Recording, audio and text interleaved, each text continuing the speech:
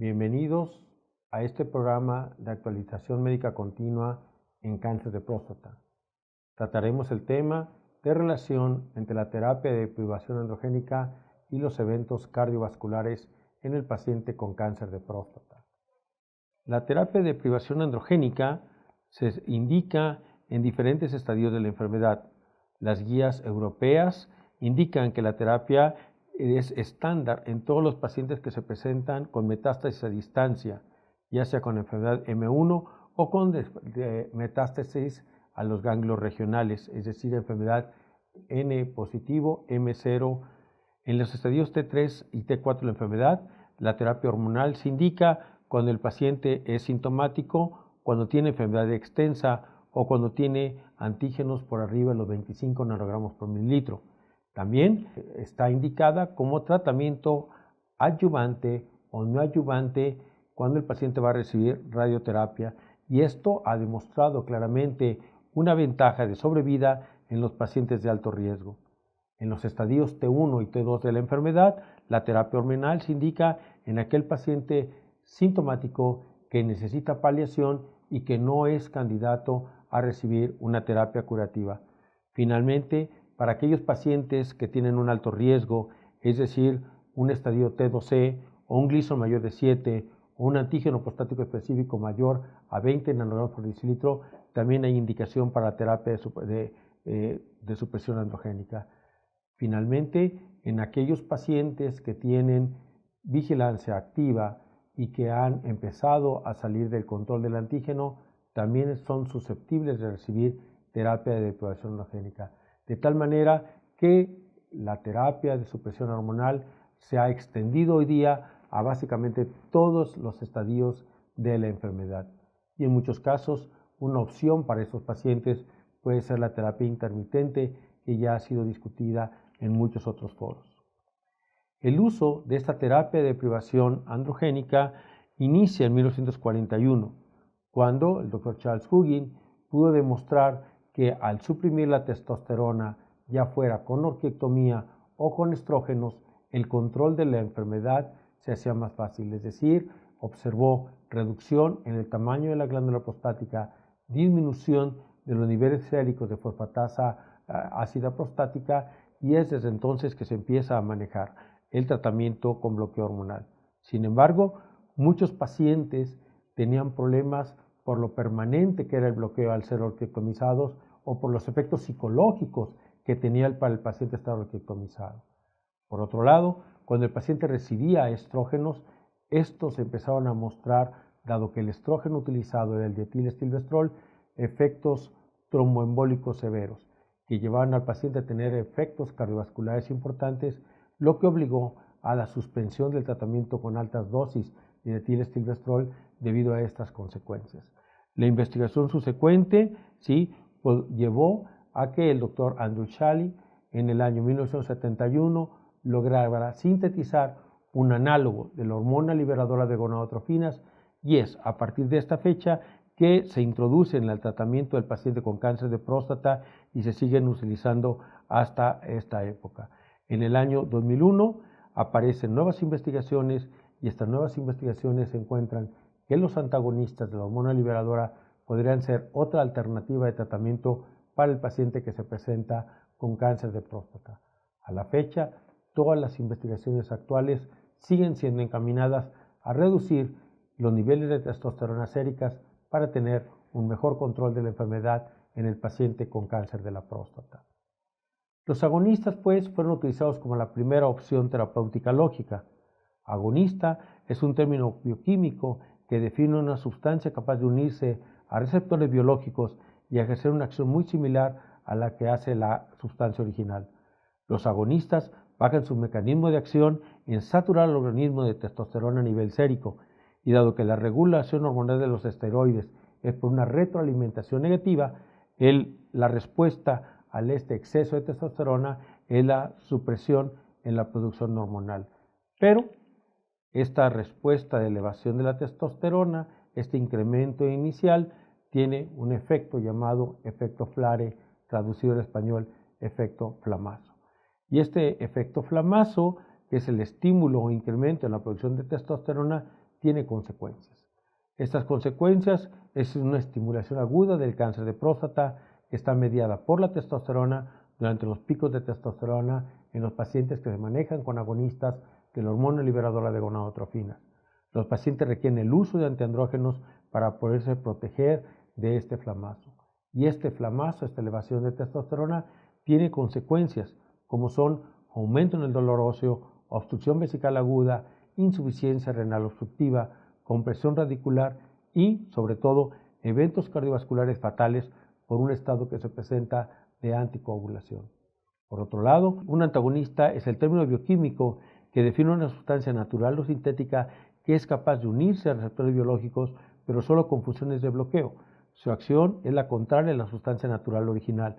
Los antagonistas solo ocupan el sitio de unión de la hormona liberadora sin ejercer estímulo alguno.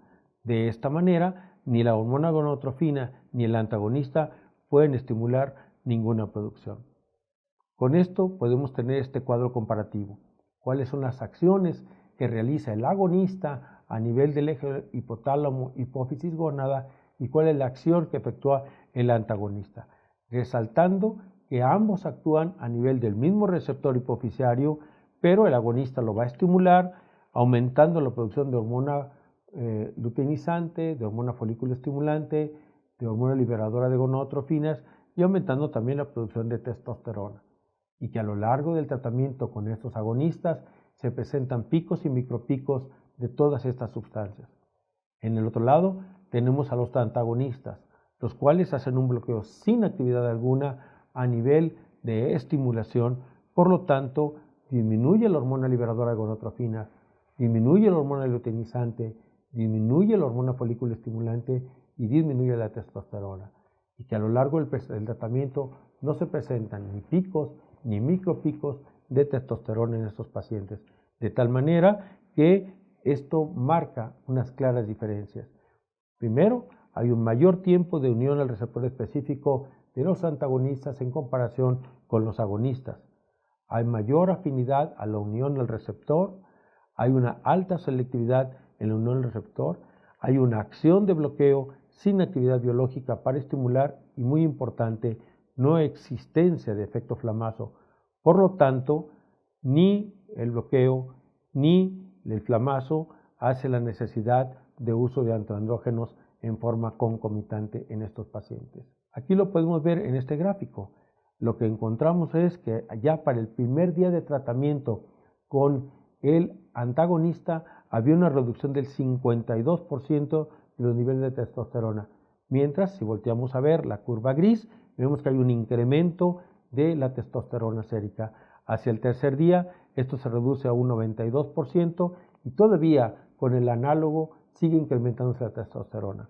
Para el día 7 encontramos que ya es del 97% la reducción de testosterona con el antagonista y hasta entonces empieza a disminuir la cantidad de testosterona que utilizamos en el análogo. Pero veamos que la curva apenas se empareja hasta el día 28. Esto es el efecto flamazo demostrado claramente en los estudios que comparan un análogo leuprolina con un antagonista, el degarelix. Si volteamos a ver entonces a nivel hormonal qué es lo que sucede cuando hacemos al paciente orquiectomía, cuando utilizamos un agonista o cuando utilizamos un antagonista, vamos a encontrar en la gráfica cómo con la orquiectomía disminuye la testosterona, disminuye la dihidrotestosterona, aumenta la hormona luteinizante y aumenta la hormona folículo estimulante. Con el uso del análogo, inicialmente va a subir la testosterona para posteriormente bajar, va a subir la dihidrotestosterona para posteriormente va a bajar, subir la hormona luteinizante para posteriormente descender, pero la hormona folículo estimulante que inicialmente sube, posteriormente disminuye y luego vuelve a subir. ¿Esto qué implicaciones puede tener? Lo vamos a ver ahorita en el desarrollo de las siguientes diapositivas. Si lo vemos en comparación con lo que sucede con el antagonista desde los primeros días vamos a tener una disminución de la testosterona, de la dihidrotestosterona, de la hormona luteinizante y de la hormona folículo estimulante. Y esta reducción se hace muy rápido. Hay una rápida reducción de la folículo estimulante, la vemos en la línea color gris. Hay una reducción muy importante de la dihidrotestosterona, La hormona luteinizante rápidamente se deprime, al igual que la testosterona, desde el primer día de una reducción del 90%, y esta disminución en todo el sistema hormonal de tipo sexual, al igual que el antígeno, se mantuvo a lo largo de un año de tratamiento de los pacientes. Clínicamente, esto se tradujo en una sobrevida libre de crecimiento del antígeno prostático específico en el grupo de los pacientes con Degarelix, que estadísticamente es significativo cuando se compara con lo que sucedió con el grupo de tratamiento con el Degarelix. Cuando volteamos a ver cuál fue la sobrevida global de estos pacientes, nosotros encontramos que la sobrevida global fue significativamente mayor en el grupo de Degarelix comparado con los agonistas de hormona liberadora de gonadotrofinas. Al año de tratamiento hubo 20 muertes en 1.488 pacientes con Degarelix contra 22 muertes en 835 pacientes en el grupo de leuprolina. 4 de los pacientes murieron por cáncer de próstata, 3 en el grupo de Degarelix y 1 en el brazo del agonista. Muy pocos pacientes fallecieron por cáncer de próstata durante el año del estudio. La mayoría de los hombres con cáncer de próstata mueren de otras causas, particularmente por enfermedades cardiovasculares.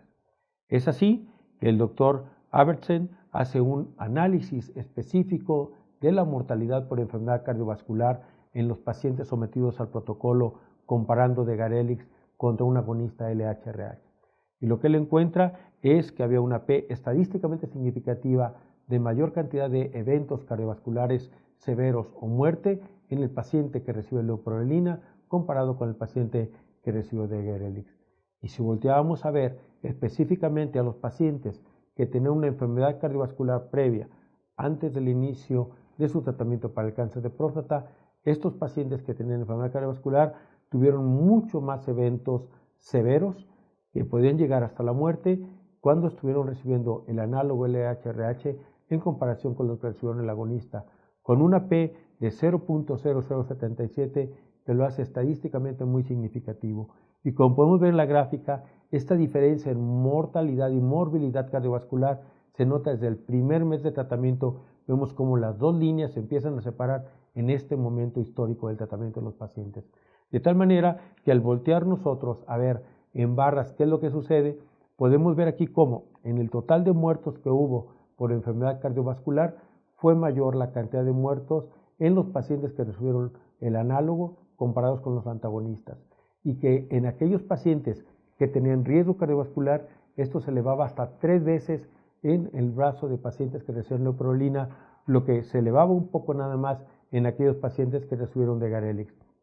Estos hallazgos fueron discutidos ampliamente en una reunión sobre cáncer de próstata que se tuvo en la ciudad de Budapest. Y tanto el doctor Andrew Charlie, conocido investigador en cáncer de próstata, y el doctor David Crawford, también un conocido urólogo con amplia experiencia en el manejo, en la investigación y las publicaciones de cáncer de próstata, discutieron algunos puntos severos.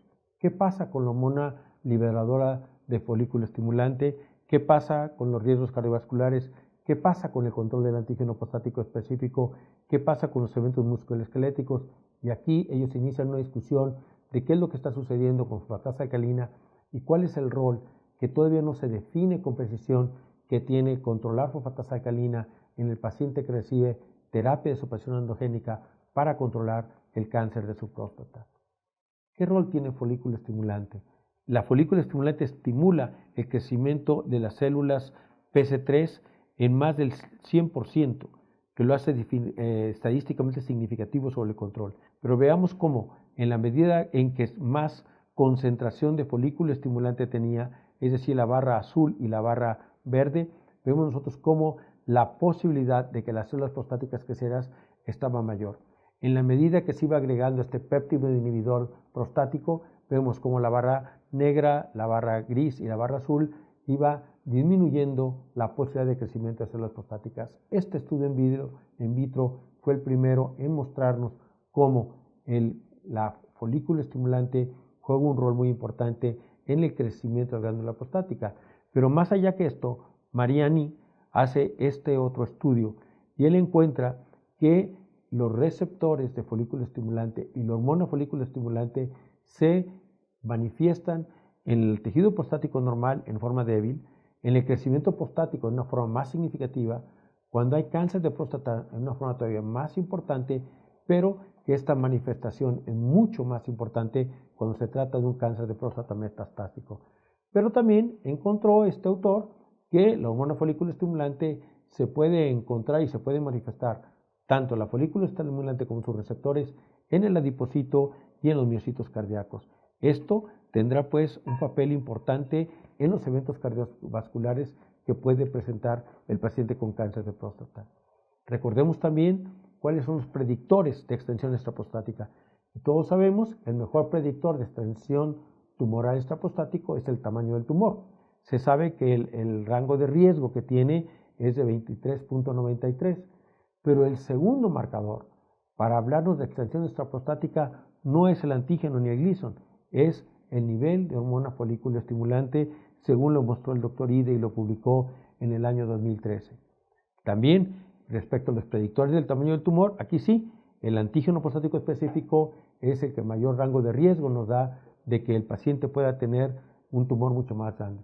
Pero el segundo predictor de tamaño prostático es la hormona folículo estimulante. Esto pues resalta toda la importancia que tiene hoy día la hormona folículo estimulante en el papel de los cánceres, no únicamente en cáncer de próstata. Y es así como Radu en el 2010 publica su trabajo donde él encuentra receptores de folículo estimulante en los vasos sanguíneos de tumor prostático. ¿Qué hizo él? Él tomó especímenes de tumor de 1.336 tumores inmediatamente después de cirugía. Fueron tumores de mama, de colon, de páncreas, de vejiga urinaria, de riñón, de pulmón, de estómago, de hígado, testículo, ovario y obviamente de próstata. ¿Cuáles fueron sus resultados?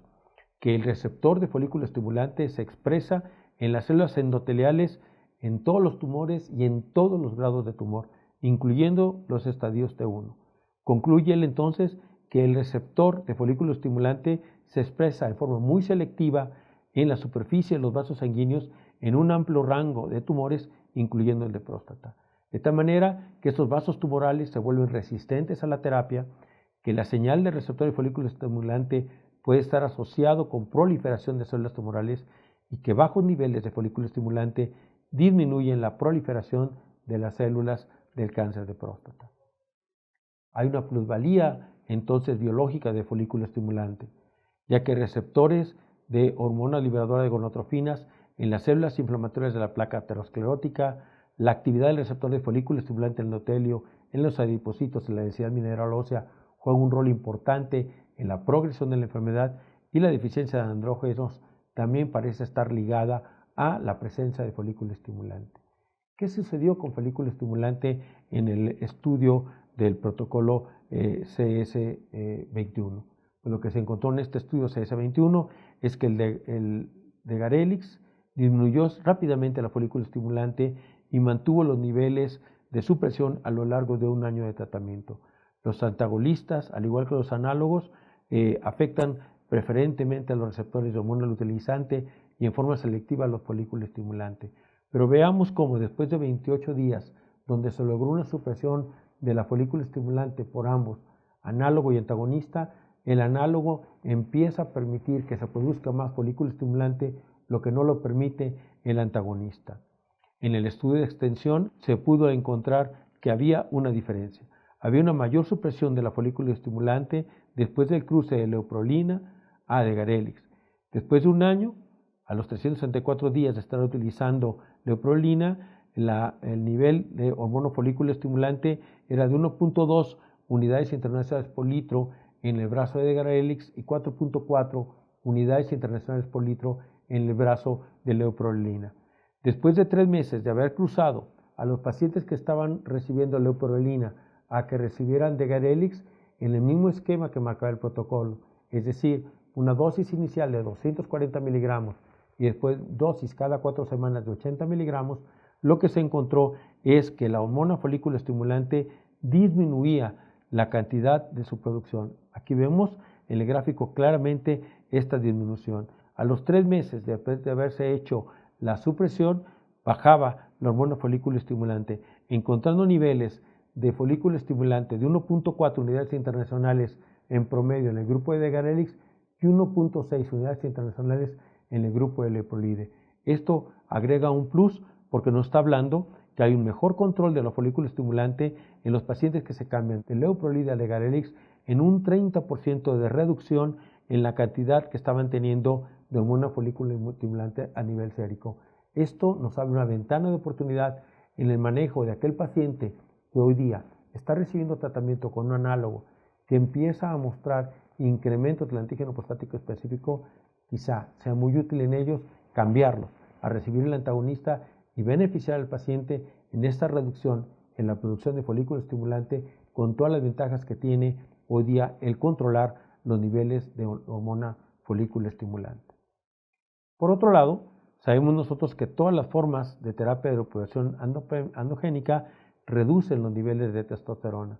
Los cambios metabólicos inducidos por la terapia de reproducción androgénica parece ser la explicación en la diferencia en el riesgo cardiovascular y en los diferentes tipos de terapia de privación androgénica. La alteración en la función de la aromatasa, en el dominio de los estrógenos, el incremento de la grasa subcutánea, el incremento de la leptina, la resistencia a la insulina, parecen ser los factores que juegan un rol importante en este riesgo cardiovascular. Sabemos nosotros que el incremento en la resistencia a la insulina favorece que el paciente que tiene cáncer de próstata y está bloqueado de su testosterona pueda desarrollar una diabetes. Cuando volteamos a ver los datos del síndrome metabólico y comparamos los hallazgos del síndrome metabólico con los cambios metabólicos que tiene el paciente con terapia de privación androgénica, encontramos en ambos triglicéridos elevados. En el síndrome metabólico, la grasa visceral se encuentra incrementada, pero en el paciente con terapia de privación androgénica, la grasa subcutánea es la que está incrementada. Y en unas diapositivas más adelante veremos qué significancia tiene esto en el manejo del paciente. Los lípidos de alta densidad están reducidos en el síndrome metabólico, están incrementados en el paciente con deprivación androgénica. En ambos grupos el paciente se presenta con hipertensión, en ambos grupos hay incremento de la glucosa en ayunas. En el paciente con síndrome metabólico hay una adiponectina incrementada, mientras que en el paciente con deprivación androgénica la adiponectina está disminuida. Hay un incremento en la proteína C reactiva en el paciente con síndrome metabólico, mientras que el paciente que tiene cambios por la terapia de deprivación androgénica tiene una proteína C reactiva dentro de lo normal. Estos dos datos importantes, los lípidos de alta densidad y la proteína C reactiva, tienen que ver también con esta grasa subcutánea incrementada. El crecimiento de la grasa subcutánea tiene un crecimiento ilimitado y entre otras cosas que están plenamente reconocidas es que este incremento de la grasa subcutánea aumenta el factor tumoral alfa, aumenta la leptina, aumenta la resistina y aumenta la adiponectina. Su concentración en sangre inversamente proporcional al índice de masa corporal, y la grasa visceral tiene mayor implicación en su producción en esta adiponectina que la grasa subcutánea. Todo esto se va a traducir en un impacto sobre la placa aterosclerótica. En la placa aterosclerótica encontramos una placa estable con un lumen a un acúmulo de lipocitos. En la capa vulnerable, la capa se vuelve delgada y hay alteraciones y diferencias en cuanto al acúmulo de triglicéridos y otros agentes AG libres. La capa es más gruesa en la placa estable, en el paciente con placa vulnerable esta es muy delgada. En cuanto a la composición, la placa estable es rica en colágena, la placa no estable, vulnerable, es rica en células inflamatorias y en actividad proteolítica. Los lípidos son pobres en la placa estable, están ricos, están aumentados en la placa vulnerable, y finalmente en la placa estable hay un bajo nivel de proceso inflamatorio, mientras que en la placa vulnerable existe una gran actividad de inflamación. Esto entonces va a favorecer que este acúmulo haga que la placa se pueda romper con mayor facilidad. También, como un actor más en esta placa, los linfocitos T son células clave en el metabolismo del colágeno y por ende tienen efectos sobre la placa. Estimulan los macrófagos, que a su vez liberan proteasas que degradan la matriz del colágeno y de la capa fibrosa de la placa, incrementando el riesgo de complicaciones tromboembólicas que presenta el paciente. De manera que los linfocitos T son moduladores importantes del metabolismo del colágeno en las placas ateroscleróticas. Y el incremento de cuerpos lipídicos convierte placas estables en placas inestables. La estimulación de los macrófagos y la posterior liberación de colagenasas induce la ruptura de la capa fibrosa de las placas. Si esto lo vemos graficado, podemos ver cómo con la acción del agonista LH se van a estimular las células T con incremento de su actividad y su proliferación. Hay una disrupción e inestabilidad de la placa fibrótica por una fuerte actividad de los macrófagos. Los estudios realizados en la Universidad de Lund encontraron que el receptor de hormona gonadotrófica se expresa en las placas ateroscleróticas. Al estar incrementado esta presencia de gonadotrofina por el agonista, la necrosis de la placa se puede producir y esto favorecerá que el paciente pueda tener un evento cardiovascular importante. Los agonistas tienen un pico en la producción de hormonas liberadoras de gonadotrofinas, mientras el antagonista hace una supresión inmediata del pico. En esta gráfica podemos ver el estudio CS12, cómo se incrementó la hormona liberadora de gonadotrofinas, se incrementó la hormona luteinizante y, por otro lado, vemos cómo se redujo la cantidad que se tenía de folículo estimulante. Todo esto entonces, si lo ponemos junto con la acción que se tuvo sobre las células T y lo comparamos lo que hace el agonista contra el antagonista, pues vemos cómo el agonista va a favorecer la disrupción o inestabilidad de la placa, mientras por otro lado el antagonista, al estar bloqueando a la hormona liberadora, va entonces también a bloquear la cantidad de células T, no van a modificar ni la actividad ni la proliferación de estas células y esto ayudará a mantener la estabilidad de la placa. Sumarizando todos estos hallazgos sobre el efecto que se tiene en la placa aterosclerótica y todo el bloqueo, se diseñó y se reunió en febrero de 2016 en Suiza un grupo de urólogos investigadores para poner en un protocolo de investigación posibilidades de eventos cardiovasculares mayores en pacientes con cáncer de próstata de alto grado que reciben tratamiento con antagonista de Garelix para el manejo de terapia de supresión androgénica en comparación con un agonista. Se trata de un estudio prospectivo, fase 3B, que tiene como objetivo comparar la incidencia de eventos cardiovasculares mayores en pacientes con cáncer de próstata y enfermedad cardiovascular asociada a los tratamientos con Degarelix y Leuprolide. Se planea reclutar 900 pacientes provenientes de 50 centros de estudios de investigación, tanto en Estados Unidos como Canadá. Nosotros tendremos como fecha de primera visita del paciente en febrero del 2016. Se esperan resultados preliminares para los primeros días de este año y los resultados finales los tendremos para mediados del próximo año.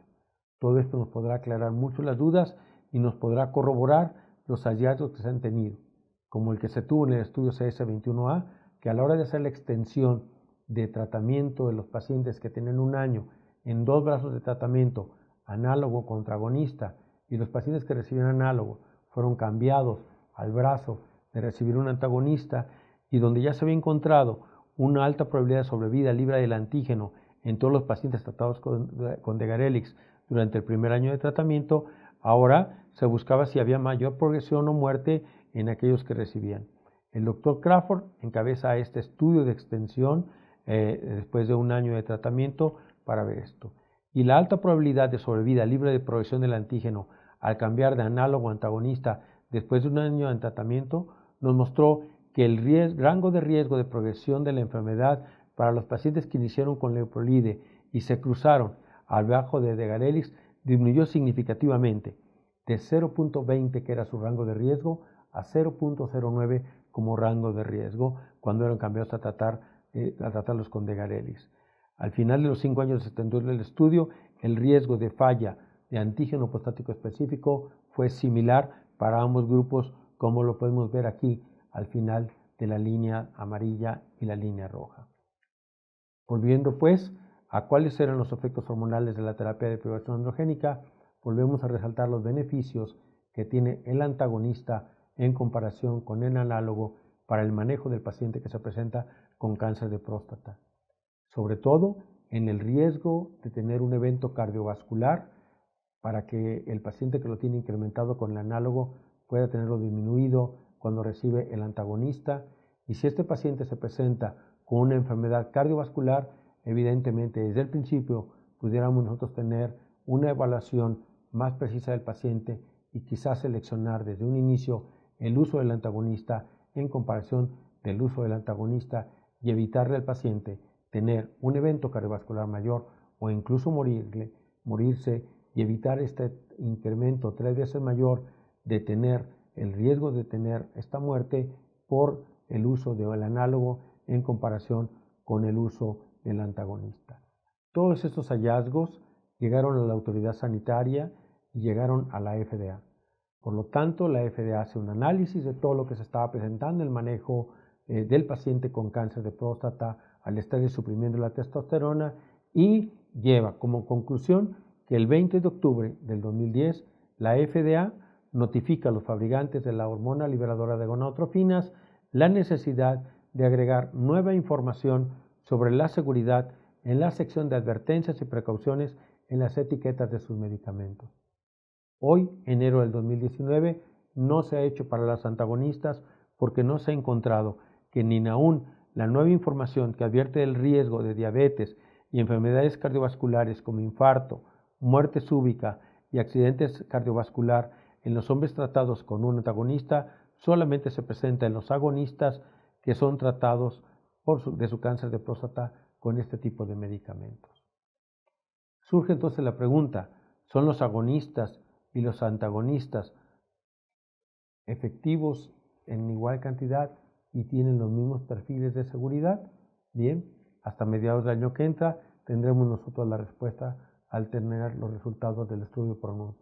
Por el momento, la revista British Journal of Cancer publica en octubre del año pasado que el riesgo de enfermedad cardiovascular al recibir terapia de privación androgénica en varones que habían sido manejados inicialmente con vigilancia activa y al ser sometidos a tratamiento con terapia de privación androgénica se aumenta su riesgo de enfermedad cardiovascular.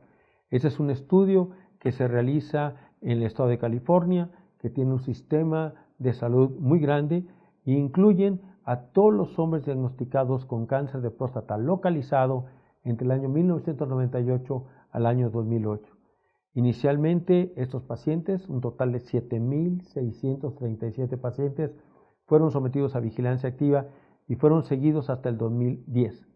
Se examinó a los pacientes que tuvieron como un resultado un evento cardiovascular mayor y la proporción de eventos fue manejados con diferentes variables como era etnia, edad, características del tumor, riesgo de recurrencia, medicamentos utilizados para la enfermedad cardiovascular y los factores de riesgo cardiovasculares. De los 7.637 pacientes que ingresaron al tratamiento de vigilancia activa, el 30% tuvieron que ser sometidos a terapia de privación androgénica. En el análisis multivariado, la terapia de privación androgénica se asoció en un incremento del riesgo de falla cardíaca, con un rango de riesgo de 1.81 en aquellos hombres que no tenían antecedentes de enfermedad cardiovascular, mientras que en aquellos pacientes que tenían una arritmia cardíaca, el rango de riesgo se elevaba a 1.44 y los que tenían un trastorno de la conducción, el rango de riesgo se elevaba a 3.11.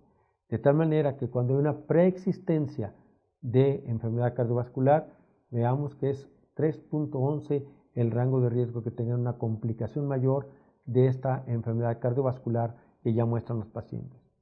La conclusión importante de este estudio es que los hombres que tienen cáncer de próstata clínicamente localizado, que inicialmente habían sido sometidos a vigilancia activa y posteriormente requirieron de terapia de supresión androgénica, se incrementa el riesgo de tener falla cardíaca, tanto si tienen preexistencias cardiovasculares como que si no las tienen, y que si tienen una preexistencia cardiovascular, el riesgo de tener una enfermedad cardiovascular mayor o mortal se eleva sustancialmente.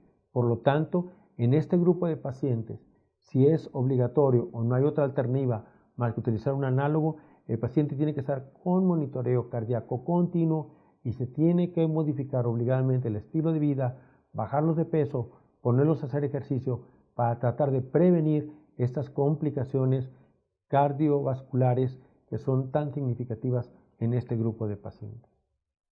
Con toda esta información, podemos nosotros poner en la balanza las ventajas que tiene cada uno de este tipo de terapia de supresión androgénica. En un brazo tenemos a los agonistas, que presentan como ventaja que la aplicación, la inyección, se puede hacer cada 3, cada 6 o cada 12 meses. Por otro lado, en el brazo de los antagonistas, tenemos que estos reducen en forma muy significativa la hormona folículo estimulante con todas las implicaciones clínicas que hemos señalado, disminuyen el antígeno prostático específico, disminuye la fosfatasa alcalina, que en breve conoceremos las implicaciones que esto puede tener para el paciente, disminuye la testosterona, pero muy importantemente disminuyen el riesgo cardiovascular que pueden tener estos pacientes con cáncer de próstata. Presento a ustedes el caso clínico de un paciente masculino de 75 años de edad, hispánico, con historia de alcoholismo positivo. Él inicia con crisis convulsivas en el año 1999 y de entonces se le da tratamiento con carbamazepina. Además, tiene el antecedente de ser hipertenso, con una estenosis subaórtica hipertrófica que le condiciona angina de pecho desde el año 2004 y que está siendo tratado por su cardiólogo con propanolol. Tiene un ECOG de 0 y el motivo de consulta es presentarse con un tumor supraclavicular del lado izquierdo a la consulta en diciembre del 2009. Esta es la resonancia magnética del paciente. Como podemos observar nosotros, encontramos en la parte de la clavícula del lado izquierdo esta masa que vemos en las proyecciones más anteriores, que es también conocida con el nombre de ganglio de Virchow. Con estos hallazgos se decide al paciente en la exploración física hacer énfasis en el tacto rectal. Al tacto rectal encontramos una próstata aumentada de tamaño con un lóbulo izquierdo pétreo. El antígeno prostático específico fue de 1581 nanogramos por mililitro. El ecosonograma transrectal de próstata mostraba un área hipoecogénica en el lóbulo del lado izquierdo y las biopsias de próstata tomadas el 13 de diciembre reportaron un carcinoma, adenocarcinoma microacinar con un patrón de Gleason 4+5 en más del 50% en 4 cilindros del lóbulo del lado izquierdo, el resto de los cilindros izquierdos y los 6 derechos negativos a malignidad. Al paciente se le toman estudios de extensión tumoral y este es el gammagrama óseo, hoy día denominado por algunos autores como superscan, por la gran cantidad de metástasis que mostraba en todo el esqueleto del paciente. Con estos hallazgos, ¿usted qué tratamiento le ofrece al paciente? Una orquiectomía simple bilateral, el uso de antiandrógenos, ya sea flutamida, bicalutamida o nilutamida, o decide darle un análogo, ya sea leuprolina, buserelina o goserelina, o prefiere utilizar 15 días de antiandrógeno y luego dar un análogo de la hormona liberadora de gonadotrofinas, o decide usted mejor el uso de un antagonista de la hormona liberadora como es el de Garelix. Nuestra decisión fue utilizar el antagonista. Usted, si tomó la misma decisión que nosotros, ¿qué dosis de antagonista sugeriría para este paciente? 120 miligramos cada 4 semanas, 80 miligramos cada 4 semanas, una dosis inicial de 240 miligramos y a las 4 semanas 120 miligramos y seguir con 120 miligramos cada 4 semanas, o decidiría la dosis de 240 miligramos como dosis inicial, continuando con 80 miligramos cada 4 semanas.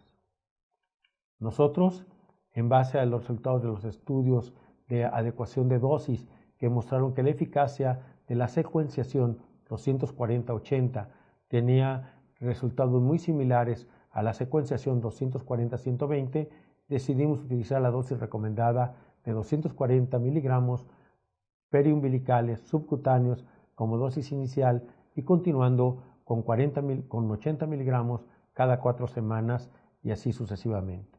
Al paciente se le pone la primera dosis, es decir, 240 miligramos, el 29 de enero del año 2010 y la dosis de 80 miligramos le correspondía el 17 de febrero de 2010 y en esa fecha se le administró. Aquí vemos nosotros el panel completo de exámenes laboratoriales que tuvimos con el paciente, midiendo la determinación de antígeno prostático específico, de testosterona y de hormona folículo estimulante. Como podemos ver, el nivel de antígeno prostático específico decayó sustancialmente al mes de la primera aplicación de 1581 a 558, para el siguiente mes ya estar en 15 y ya para el mes vemos aquí de agosto ya estamos por abajo de la unidad. Es decir, a los 8 meses de la primera aplicación ya estamos por abajo de la unidad de antígeno prostático específico. Con respecto a la testosterona de 4.51 nanogramos basal, después, antes de la primera aplicación, ya estaba en niveles de castración cuando acudió el paciente a su tercera aplicación de medicamento, con un nivel de control del antígeno de la testosterona, como lo marcan las guías, sobre todo la guía europea, de ser menor a 20 microgramos por mililitro de testosterona. Nuestro paciente tenía 17 microgramos de testosterona. Pero lo más sobresaliente de este panel laboratorial es el nivel de hormona folículo estimulante. Podemos notar aquí que de los 14.000 unidades internacionales que tenía por mililitro, esto bajó sustancialmente a 8.9. Es decir, se acercaba mucho ya al rango de normalidad de 8, que es lo que marca las guías internacionales para un varón. Notando que el nivel de folículo estimulante ya desde el mes de abril, es decir, al cuarto mes de tratamiento, estaba muy por abajo de la unidad y esta cantidad se mantiene estable a lo largo de todo el estudio, con discretos incrementos, pero que después volvía a descender de forma satisfactoria. ¿Esto se traducía clínicamente en algo? Sí. Este es el rastreo óseo que se efectuó en agosto. El anterior que vimos lo teníamos del mes de diciembre, este es el de agosto, y vemos cómo en agosto han disminuido la cantidad de metástasis que presentaba el paciente en la mayoría del esqueleto óseo, y las que no habían desaparecido habían disminuido en la cantidad de actividad que se notaba en ellas. Aquí tenemos el comparativo de gamografías óseas, donde podemos ver las lesiones que tenía el paciente en el mes de diciembre del 2010 y las que encontramos en el mes de agosto del 2011. Con respecto a la seguridad en el uso del medicamento, el paciente únicamente mostraba dolor con la aplicación del medicamento. Esto fue mucho más manifiesto en los primeros 2 meses de aplicaciones. Con las subsecuentes aplicaciones, el síntoma de dolor era mucho menos frecuente y era fácilmente controlado con hielo local durante las primeras 12 horas después de la aplicación del medicamento, seguido por calor local las siguientes 24 horas después de haber aplicado el hielo. Esto, junto con en algunos casos, cuando el dolor era más intenso, de dejarle al paciente acetaminofeno 500 miligramos cada 8 horas, mitigaba adecuadamente el dolor del paciente. El paciente a lo largo de su tratamiento nunca presentó micropicos de testosterona, nunca manifestó efectos metabólicos colaterales, es decir, sus niveles de colesterol, de triglicéridos y glicemia se mantuvieron siempre estables, nunca presentó ningún efecto colateral cardiovascular, ni tampoco presentó ningún evento musculoesquelético. Antes bien, como pudimos ver en la gamografía, al tener menos alteración en los huesos, había menos manifestaciones de dolor óseo y el paciente nunca se fracturó. La pregunta que surge en este punto, que estamos viendo un paciente ya bien controlado, ¿es factible en este tipo de pacientes hacer intermitencia? Recordemos lo que nos dicen todas las guías internacionales, las europeas, las de la UA, las guías NICE. En un paciente que presenta cáncer de próstata metastásico, nunca se debe suspender la terapia de supresión androgénica. Aun cuando el paciente se manifieste resistente a la castración, jamás se deberá suspender la terapia de supresión androgénica. Entonces la respuesta es no debemos entrar en intermitencia, debemos de mantener el tratamiento. Pero sí debemos darle ayuda al hueso, es decir, si damos protección al hueso, y para esto debemos utilizar en el paciente calcio desde que iniciamos tratamiento y determinar en qué momento el ácido zoledrónico o algún tipo de manejo pudiera ser el adecuado para estos pacientes.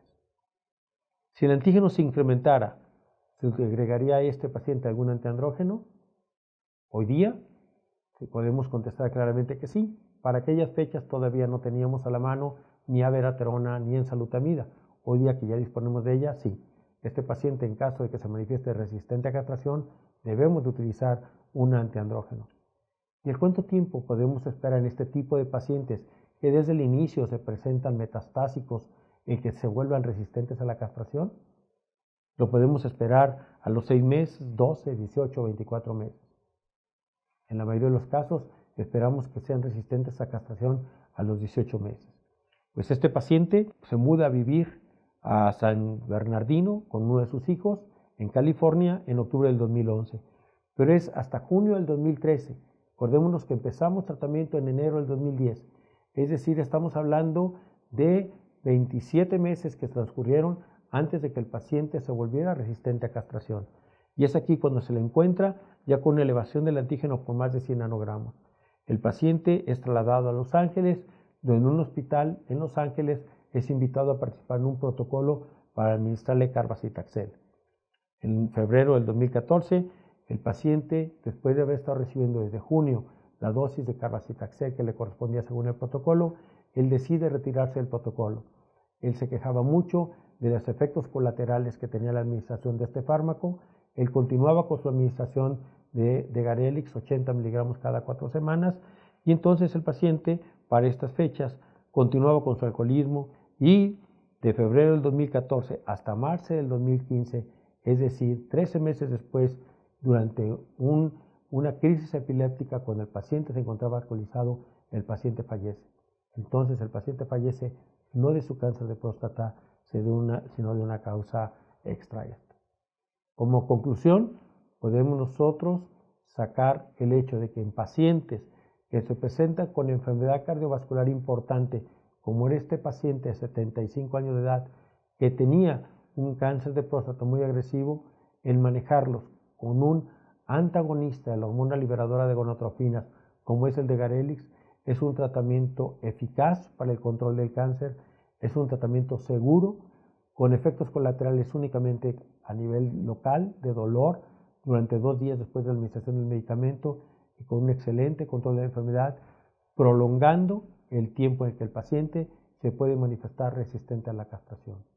De tal manera que hoy día, dentro del armamentario que tenemos para suprimir de testosterona al paciente con cáncer de próstata en cualquier estadio de la enfermedad, y que la indicación médica sea bloquearle su testosterona, tener en mente que los antagonistas son la primera elección, sobre todo en aquel paciente que tiene enfermedad cardiovascular previa.